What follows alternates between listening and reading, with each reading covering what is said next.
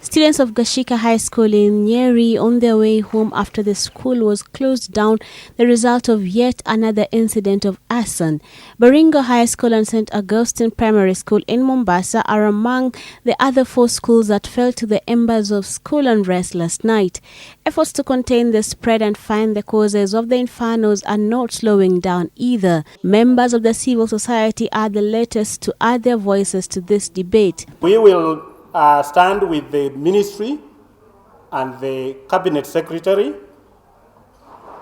in their decision that no schools should close prematurely.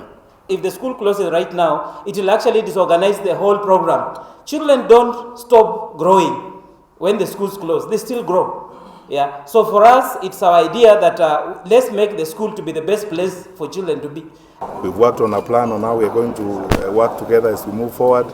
The stakeholders' views come in the wake of increasing calls from a section of politicians and unionists for the early closure of schools as a result of the unrest. The civil society, however, maintained that the risk level doesn't warrant this action. Is the evidence that there are 9,200 schools that have not burnt. So I don't think we should be panicking because 100 schools, which is about 1% of the schools, are a little bit unstable. Civil society members also acknowledge the possibility of resistance to the push for reforms in the education sector as a cause of unrest in schools. Certain quarters within the sector are not happy with the reforms in the education sector, including being accountable, being present in school. And I don't know if that's asking too much. Of course, the exam fear.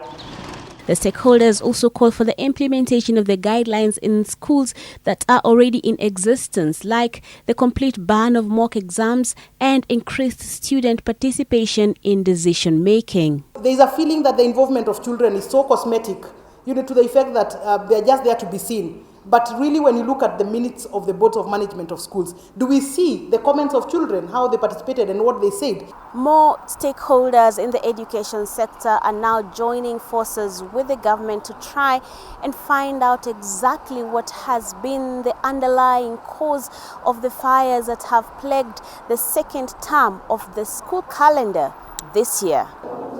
The civil society, together with the ministry, are also pushing for the establishment of a National Parents Association that will make it possible for parents to play a more active and structured role in resolving such issues in future.